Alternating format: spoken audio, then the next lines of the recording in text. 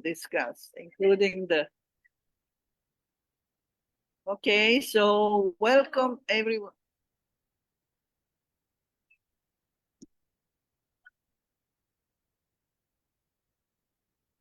Welcome everyone.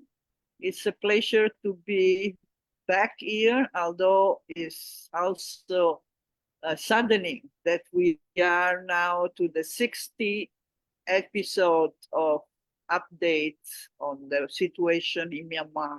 So that implies that we are still dealing with a country in crisis, a country that still doesn't really see any solution, although some pretend that the problem has been resolved with what is called fake election or scam election. I think there be as many names for this election, and she will tell us more today again. So please, Debbie, without further ado, Debbie is the director, funding director of ASEAN, an organization which is on the front line of issues related to Myanmar and ASEAN more generally.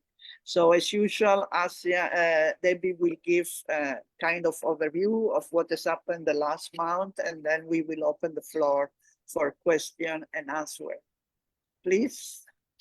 Hi, Leah. Hi, everybody. For those folks who were celebrating Songkran or Tinjan, I hope you had a safe and pleasant holiday despite the massive heat that we're suffering here in this part of the world. It's also very exciting that I'm actually speaking now. This is my final session. And it's the 60th episode. So there's quite a few things I want to cover. But of course, a few days ago, as part of its kind of traditional amnesty of, in most other parts of the Buddhist world, you release birds and fish to gain merit. And in Burma, there's more political prisoners than birds and fish. So they release, well, not just prisoners, but also normal prisoners. So they released about over 4,000, but generally only about a handful, less than 10% of the prisoner releases are actual political prisoners. So Min Aung Hlaing very generously reduced Aung San Suu Kyi's sentence by 1/6. So now she will have to survive to the age of 102 years old before she can complete her sentence. She was saddled with a total of 33 years in jail, and then they cut off 1/6 last year, and then now she's down to, I think, 27 or 25 years. So it's a little bit outrageous, a little bit crazy that we are supposed to feel grateful that her sentence, so we only have to wait till 2048. Hopefully she survives and then we can see her. Well, in 2048, we are hoping that Min Aung Hlaing is actually burning in hell for all the terrible crimes he's done to all these political prisoners and to the ethnic people and all the people who've been killed brutally in airstrikes and military attacks since this man started a coup simply because he did not want to lose any power. So, and of course, there is the news that he released the president, Myint, from detention. And everyone was talking about how he released the deposed president. For many people, Myint is still technically the president of the country because there hasn't been a free or fair or inclusive election, any credible election to replace him. But, this is Min Aung Hlaing playing God, giving with one hand and taking with another. Officially, he released President Win Myint, and while people were celebrating and posting his picture on Facebook, he actually put this guy under house arrest. So it's a recycling of prisoners. While people were crossing their fingers and their toes that somehow this sham election, which became a scam election, would bring some small improvement, some easing of this oppressive and murderous situation, this situation where we've seen genocide and crimes against humanity and war crimes being perpetrated with great impunity. Min Aung Hlaing turned March into the most murderous month since he started this coup in February 2021. His army killed 518 civilians and non-combatants in March 2026. And so he really broke his record for killing people. He convened, and this is the month of March where the puppet parliament was convened, where he got nominated to become president and was so-called elected in early April. He didn't just satisfy himself with killing civilians and non-combatants, in this case, his own soldiers who became prisoners of war. He launched airstrikes on them. He also targeted hospitals and clinics. So the situation hasn't changed. And when we look at what's been happening, I thought I'd share some more statistics. On the right of the screen, our team was very hardworking and went and looked up the number of civilian and non-combatant fatalities. March 2026 is the worst one with 518 people killed. But you can see you really do not want to be running around in Burma during the months of March, May, or August, because these months appear twice in the top 10 deadliest months in Burma since the coup started. Now, when we talk about, people say, oh, well, things might be better, don't be so negative. Because, I'm a feminist and a human rights activist, so I must be negative, right? Well, what our team analyzed in the first quarter of 2026 is that the armed clashes and attacks on civilians have not decreased after the sham elections, and neither have airstrikes. So in January, we had 986 armed attacks and armed clashes and attacks on civilians. That went down slightly in February, and then it started to spike up again in March. And what we will see is that the March also saw the highest number of airstrikes. So aerial attacks are still pretty much an important part of this junta's playbook. And here we have the list of this list of civilians. And what we saw is that the junta killed more civilians in March than January and February combined. And that includes over 116 people thought to be included, about 116 people who were killed in an airstrike in Arakan State, and that included quite a lot of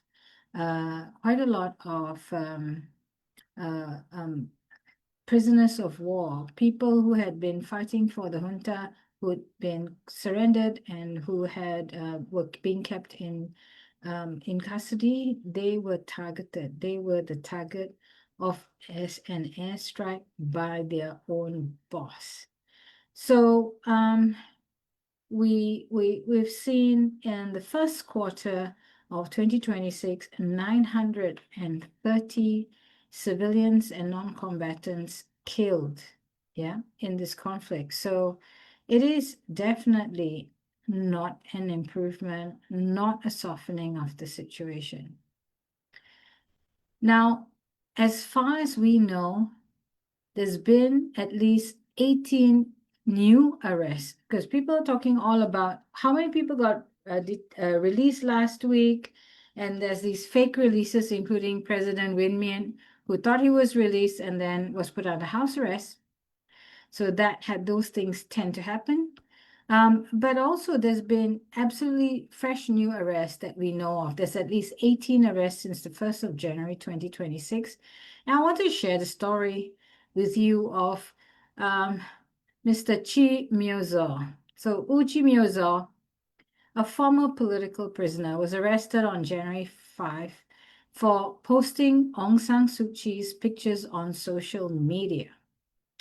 Now, his comment on President Trump and US was the final straw. He was referring to the situation in Venezuela, where Trump basically kidnapped the president of Venezuela.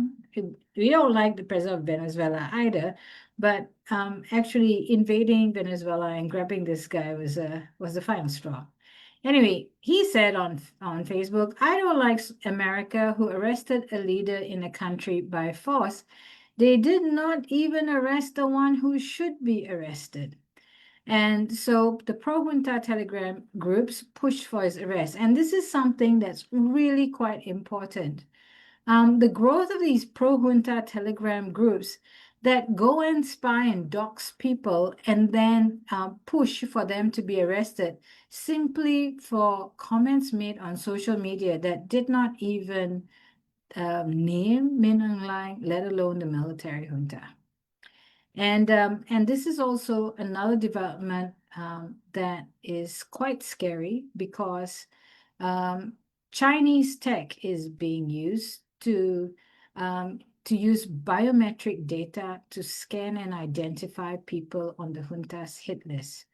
There's now 50,000 people on the junta's hit list, and they are using the biometric tech and to scan people's faces and to identify them at airports. So it is now increasingly dangerous to try and fly in or out of an airport in Burma, because you're very likely to be scanned biometrically to be checked for whether you are on the junta's hit list. Now, back to Uchi Myozo. Uchi Myozo is a former bus driver. He was jailed during 2021 to 2023 for so-called incitement. He's well, people always thought of him as a kind person when he was the Mr. Bus Driver for Yangon bus service. Now, when he was released from prison, he began working in food delivery. So he used the KPay payment app, the mobile phone app, as part of his job. But then the authorities or the junta also said, because he had so many transactions on KPay, he's a shady character, and that's why he should be detained. In March, on 27th of March, the junta's insane prison special court, and I know that special court because it's been there for decades, and a number of friends have been sentenced arbitrarily in kangaroo court and insane prison. They sentenced him to 3 years in prison with hard labor. So this is our dear uncle bus driver, delivering food, being sentenced to 3 years with hard labor for posting Aung San Suu Kyi's pictures and talking about Venezuela. Now, a family members told the media that the authorities actually included him on the amnesty list. So he was supposed to be released. And he actually gave away his personal belongings in the prison to other prisoners because he was anticipating his release. But they never freed him because the judge in Lang Township Court refused to sign his clearance certificate and said his case was still under review. So poor Uncle Chimiozo is still in jail. And there are many others like him. There's more than 22,000, probably around 23,000 other political prisoners still in jail under this brutal military junta pretending to be an elected government. And there are others who are still political prisoners who are not in jail, like President Myint was so-called released into house arrest. The nice thing I want to share about is that despite this scam election, the United Nations has refused to recognize Senior General Min Aung Hlaing as Myanmar's president, despite being sworn in, being so-called elected by the puppet parliament. And in a diplomatic list updated on 13th of April, the UN Department of General Assembly and Conference Management reaffirmed its recognition of the country's pre-coup leadership. Myint is still listed as president, while Aung San Suu Kyi remains designated as foreign minister. We are facing a slightly different situation at the UN in Geneva, and if only, and hopefully Geneva will wake up and follow New York in understanding that they cannot recognize this absolutely illegitimate regime. And, the question is this: if the UN in New York won't even put Min Aung Hlaing on the list, why the fuck is ASEAN still allowing junta officials to attend ASEAN meetings?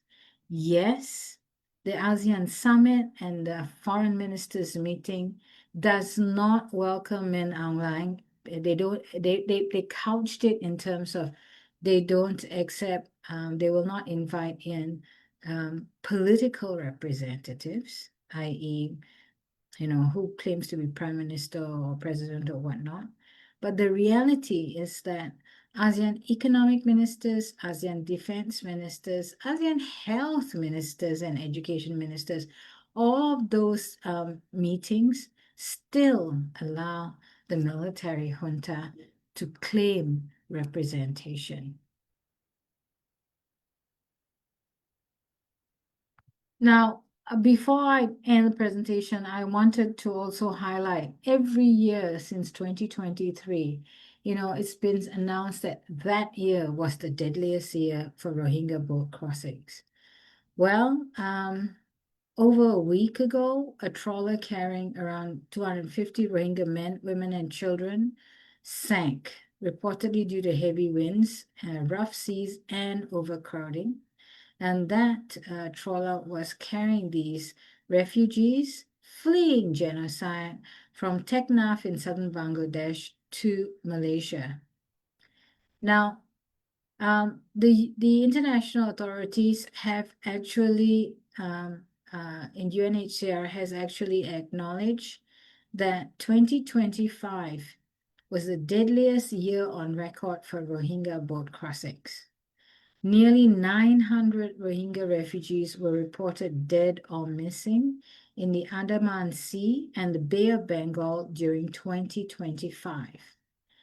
Last year, more than 6,500 Rohingya men, women, and children attempted the dangerous sea journey, with more than 15% of those people losing their lives or going missing during their attempt. UNHCR has acknowledged that this is the highest mortality rate, the highest mortality rate worldwide for any major refugee or migrant sea route. So Andaman Sea and Bay of Bengal, Straits of Malacca, most dangerous in the world for a refugee sea route. Now, in 2025, the situation has not eased either. During January and mid-April, so far this year, in the first 3.5 months of this year, over 2,800 people have attempted the crossing, and about 250 of them have already died. Now, this is the thing that's pretty disgusting. Rohingya are fleeing genocide, and in fact, in the past couple of years, the threat against Rohingya and Burma has intensified and gotten worse because they are being subjected to atrocities, not just by the military junta, but also by the so-called Arakan army. And, people can yell and scream and shout at me and say shit to me about this, but it has been documented by the UN and independent investigators. So, when we talk about the responsibility to protect, why the hell isn't ASEAN and neighboring countries fulfilling their responsibility to protect by ensuring that those fleeing genocide and atrocity crimes can be safe within their territories? Why talk about the genocide? Why denounce the genocide? And why talk about R2P when Rohingya fleeing genocide are not safe in your country? That pathetic lack of political will is why Andaman Sea, the Bay of Bengal, and the Straits of Malacca will continue to be the most dangerous sea route in the world for any refugee or migrant. And why are they fleeing? Well, food rations at the Cox's Bazar camps, where most of the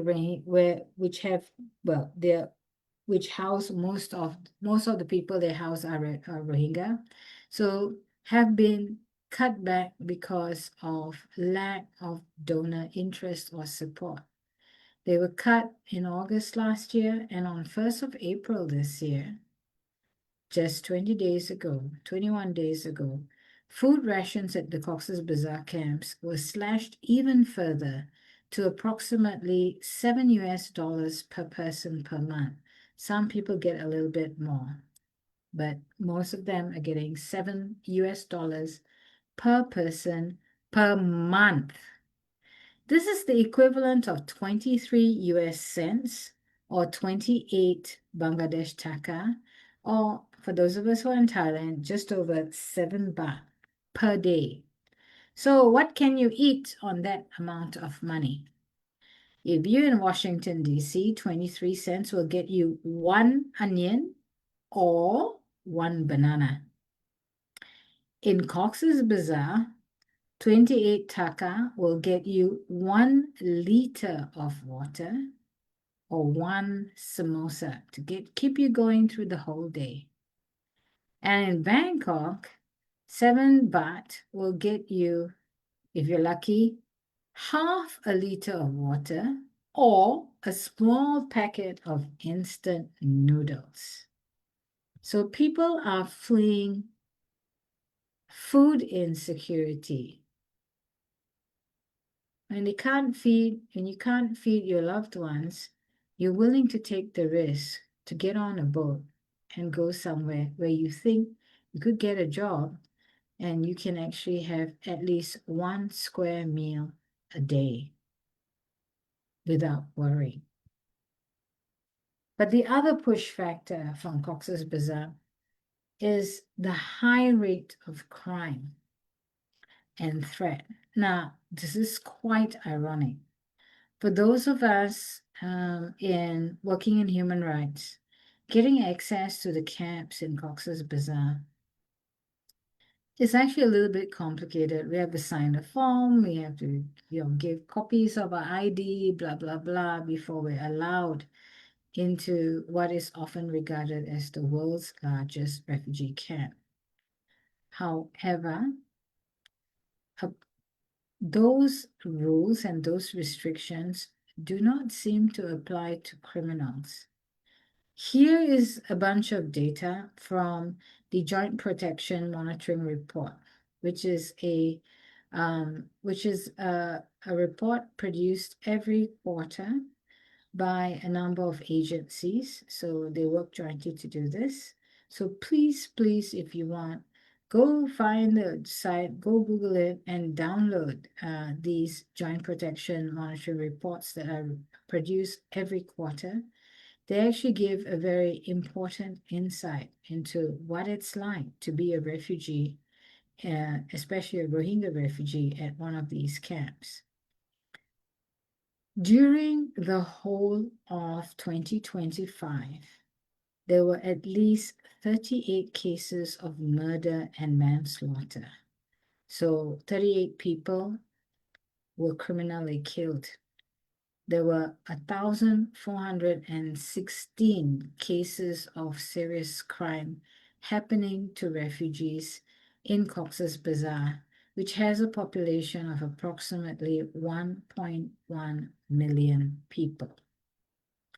I just had enough time to look at the murder and manslaughter stats. 38 killings seems that doesn't make much of a difference. It doesn't hit you until you start comparing those rates with places like Bangladesh, Malaysia, or Australia.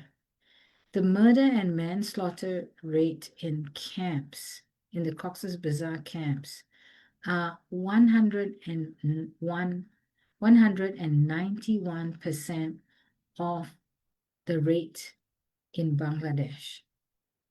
So your risk and the threat against you is nearly double of a citizen of Bangladesh, the country where your camp is, when it comes to killings. The Cox's Bazar refugee camps murder and manslaughter rate is 482% of Malaysia, or 333% of Australia. If you were a parent living in this camp with kids, at some stage, without enough food, with the threat of starvation and the threat of crime, this intense threat of crime, including not just killings and serious physical assault, but also extortion and abductions, you have to take the risk. So I think this is something that we need to be aware of. We're into the 60th, we're now at the 60th episode of what's happening in Myanmar, and we do need to understand that we cannot get too used to what's going on. We cannot afford to be complacent. There's still a lot of work to do, and we cannot afford to give up. Thank you.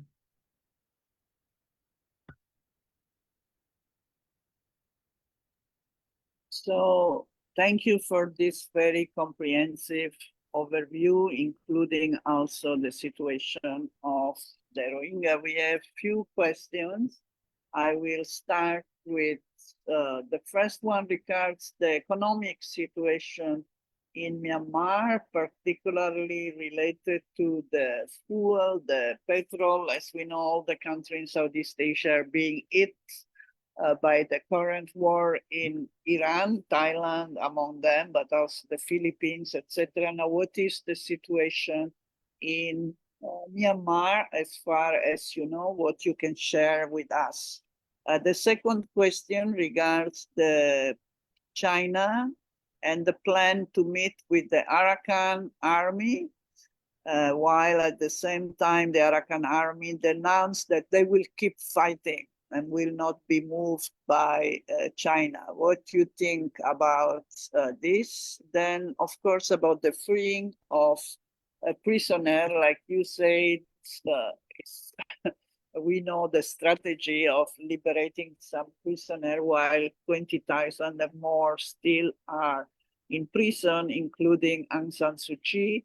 And what is the relevance of freeing Aung San Suu Kyi? And do you think they will play that game of letting her out eventually in house arrest? These are the first three questions. There are some more, but I will keep it for a second round. It's kind of interesting that Iran actually smuggled aviation fuel to the junta to help them bypass sanctions. And despite the so-called oil crisis, because of this war against Iran, the military has not actually reduced the number of airstrikes and aerial attacks during the month of March. It actually went up. So it's quite shocking to see that, because the junta, as far as they're concerned, whatever cause of the oil crisis, it will be passed on to civilians, and they will continue business as usual. And this is it's something to be aware of, that the anyone who is hoping that, okay, some people are quite hard-hearted. They say, well, they want to keep on killing people, what to do? The country opposes them, so they're going to be violent, but at least we can do business. The reality is that those people who don't care about human lives and human rights and somehow think, well, let's at least this will open up the country to business, need to understand something. The junta is not going to do business with you unless they can rip you off.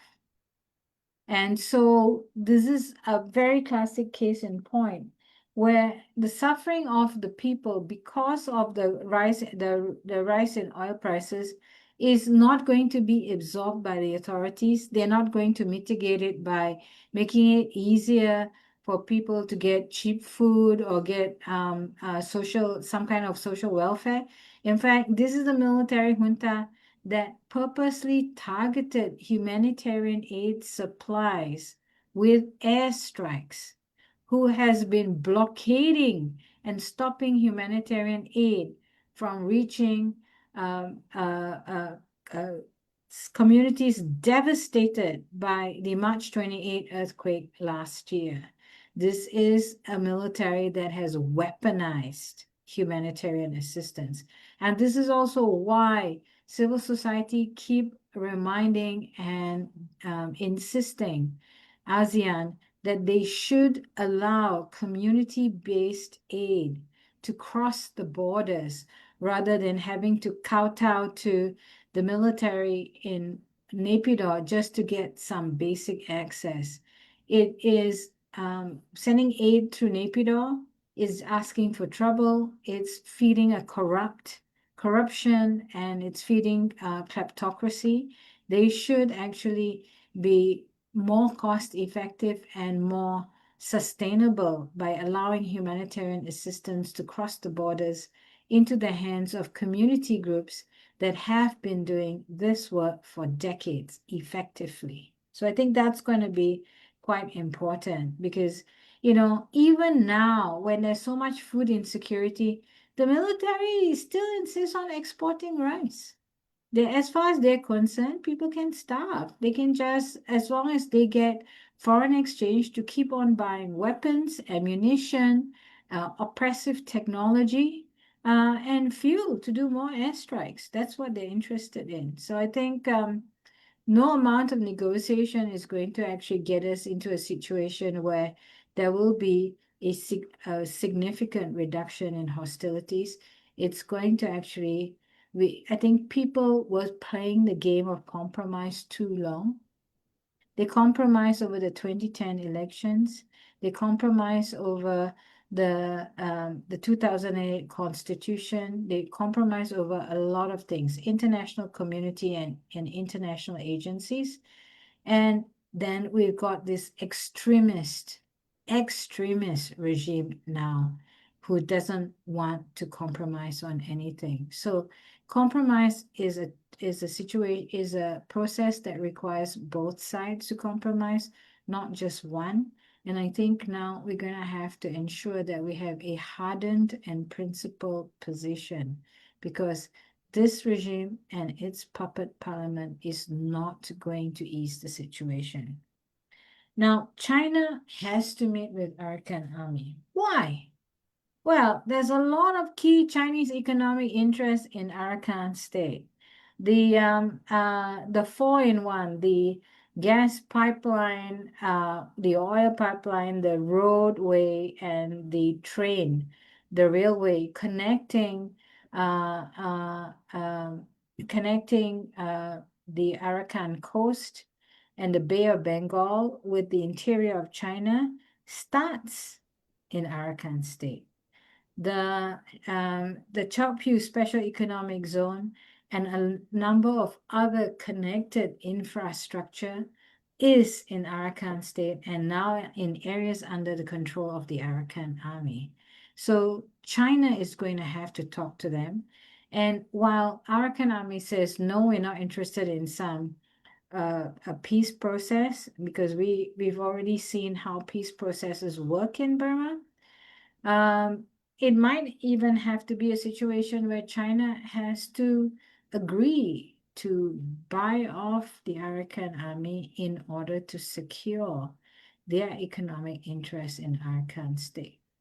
Because if they don't have control of their economic holdings in Arakan State and their infrastructure, it affects the development and internal migration and a whole bunch of economic and social problems in the interior of China. So China is going to have to deal with this situation. They thought, and Arakan Army is going to be a little bit more concerned, because remember, the Three Brotherhood Alliance was essentially severely undermined by China. The MNDAA had to give up Lashio, the biggest city the resistance had ever taken over, the Three Brotherhood Alliance. And then they also forced the TNLA, the Tang National Liberation Army, to give up Mogul. So they used their pressure, but Arakan Army is not relying on supply routes through China, and therefore they can afford to be a little defiant and maybe increase their bargaining price even higher, because that basically the military has been given all the political, financial, and military aid by Beijing, and Min Aung Hlaing still can't deliver. So China has to go and intervene directly. And when we talk about the freeing of political prisoners, as I said, in most Buddhist countries, you free fish and birds. But in this case, you free humans. And like some of the birds in the temples, they say they train the birds that they free to fly away and then they have to come back. So they've been recycling political prisoners in Burma. It's a very long tradition that this military has been perpetuating and perpetrating, a revolving door. So every time there's a mass prisoner release, and most of the time it's criminal prisoners and not political prisoners, it basically is a message saying, hey, we just created more space to arrest more people. Yeah. And there are many young people and older political prisoners who we've witnessed, who were released and then rearrested, who were released from prison and sent to house arrest as President Myint, who are continuously recycled, like our poor old uncle that I talked about. They released him from jail in 2023, and in 2026 sent him back into jail, and then gave him the fake news that he was eligible for amnesty and he was going to be released from amnesty. It's a mental and emotional torture for so many people. So, you know, there's that whole practice. They're doing it at key dates to show, hey, this is how we celebrate our Songkran, our Tinjan, our New Year, and release people. There's Armed Forces Day, release people. Independence Day, release people. But then how come the number of prisoners in jail didn't reduce? They're replaced by new arrests and rearrests. So I think this is going to be important.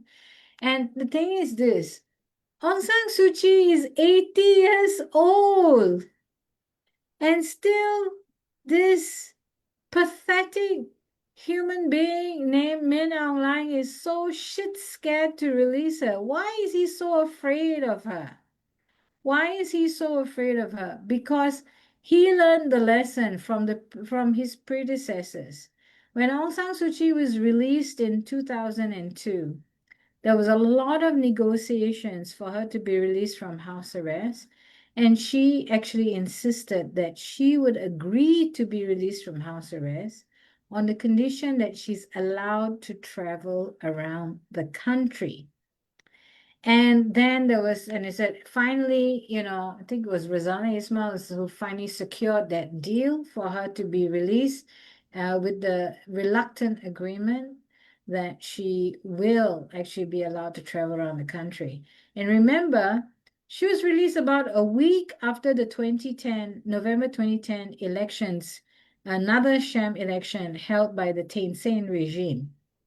And more people came out onto the streets when she was released than when it was actually a voting day. Um, and what happened? There was all this propaganda about, oh, she's been under house arrest for so long. The people have forgotten her. She doesn't have any power or pull left. She's a spent force, blah, blah, blah.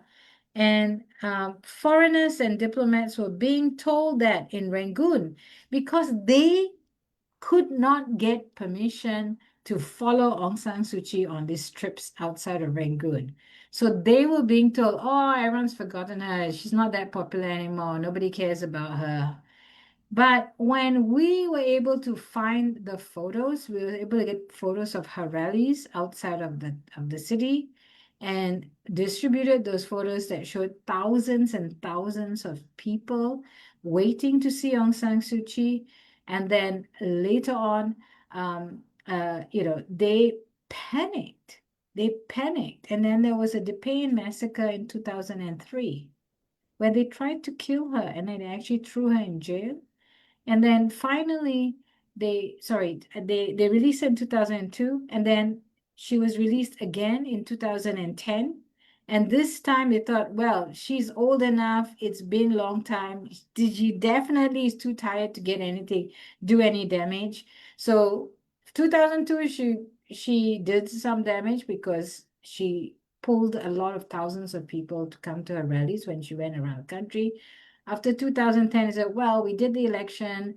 The NLD couldn't run, so now we've won the parliament, and now it's safe to release Aung San Suu Kyi. And then Aung San Suu Kyi was elected in by-elections in 2012, and her party came back. And they kept winning every by-election, and then in 2015, they won in the next election by a landslide. So can you imagine the kind of nightmares people like Min Aung Hlaing have? They are so shit scared of her that if they released her and she was free to walk around and free to say what she wanted, they are so paranoid that they will lose to her, that she's going to get back the government. But I want to tell you something.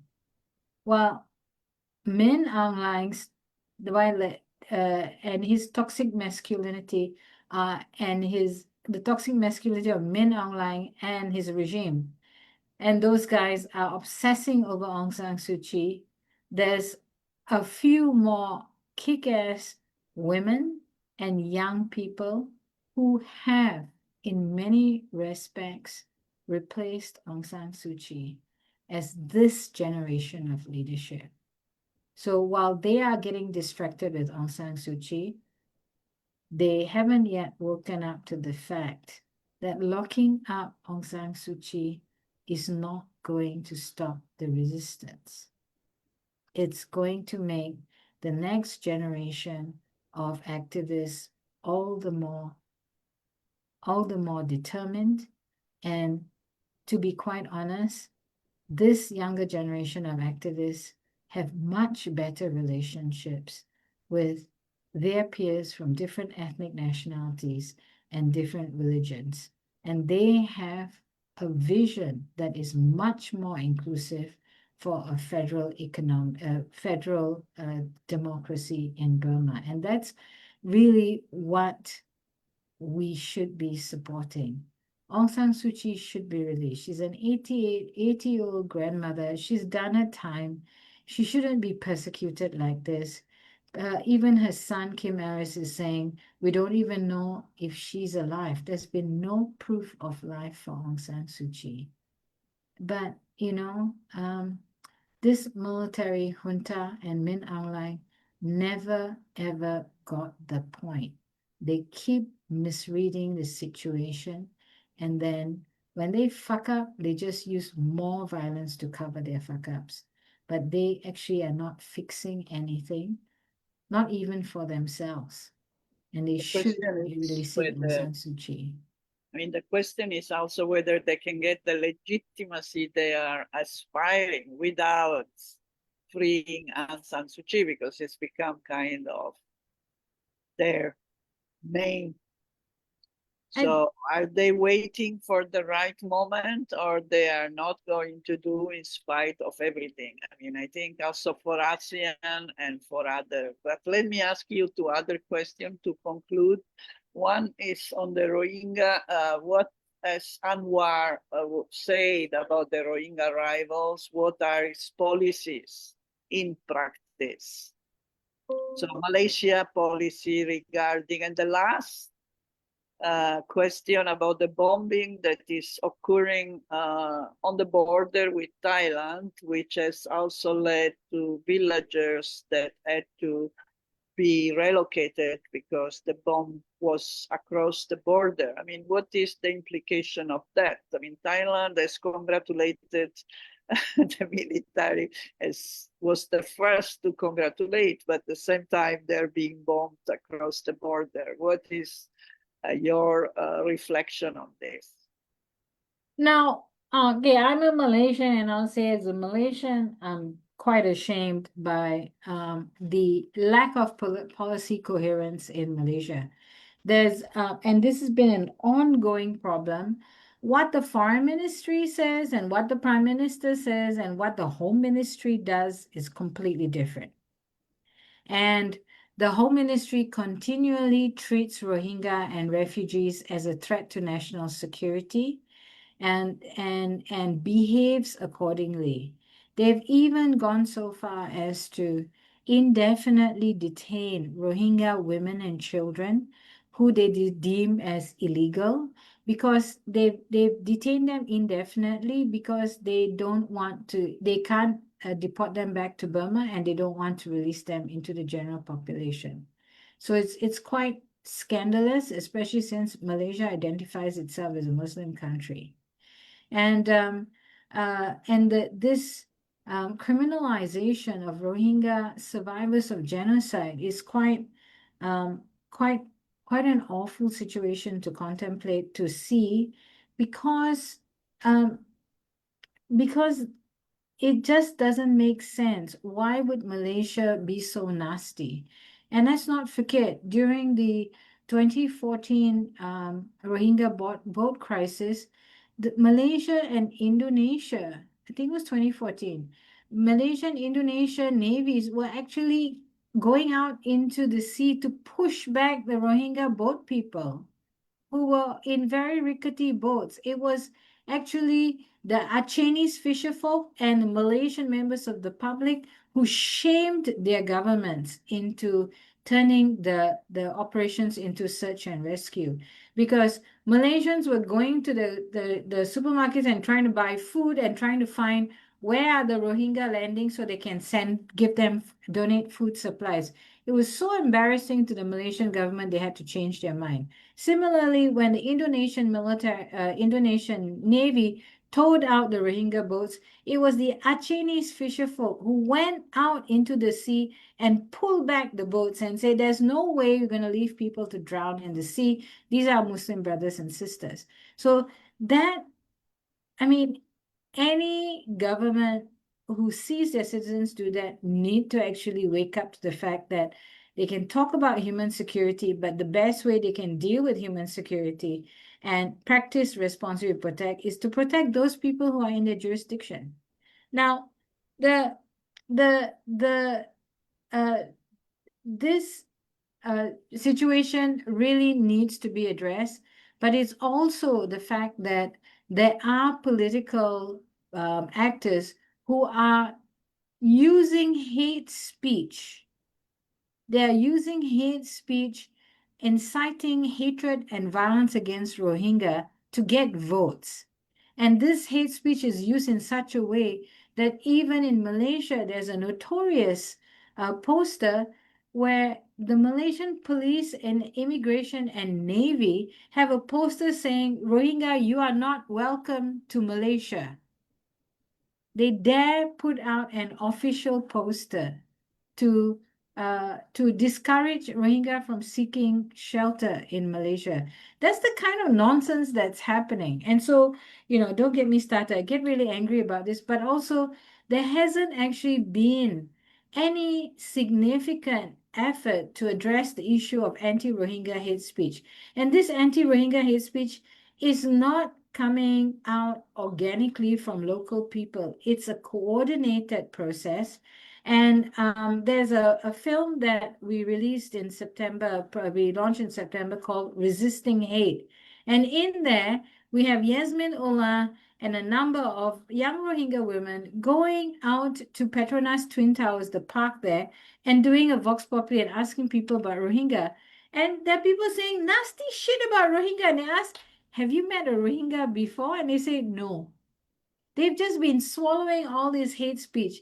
And then when Yasmin says, well, now you have met a Rohingya, I'm Rohingya, and then they get shocked. They actually apologize because in their brain, the stereotype of Rohingya that they were fed in hate speech, through hate speech, was not at all like the reality. People don't even know Rohingya and they're talking nasty shit about Rohingya to justify treating them, dehumanizing them, and treating them so badly with violence, with structural violence. And that's what genocide is about.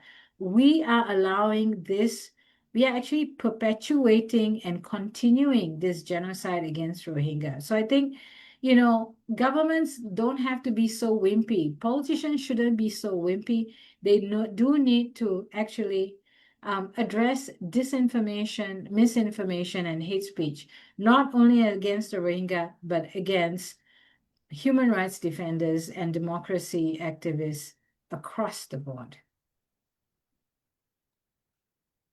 And I think was the bombing of across the border in Thailand.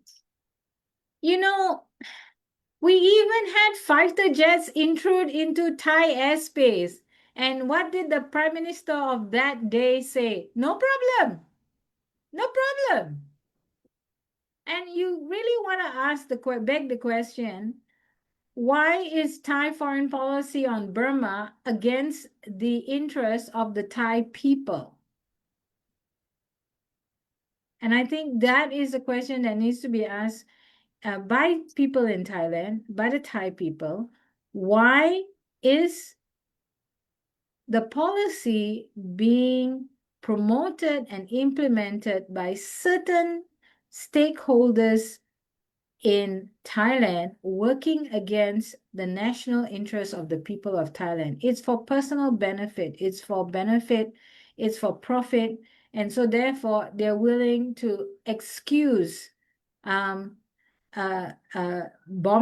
of intrusions into airspace and say no problem. So I think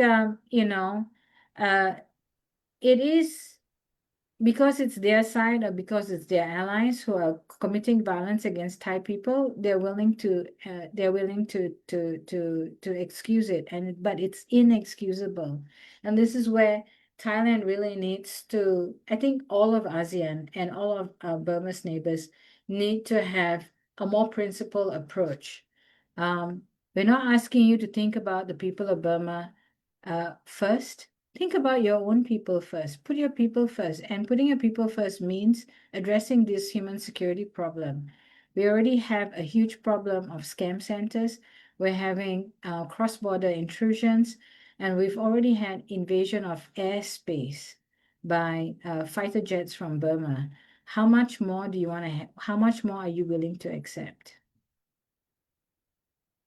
Okay, with these words, I think we are at the end of our 60th event. It's quite a lot.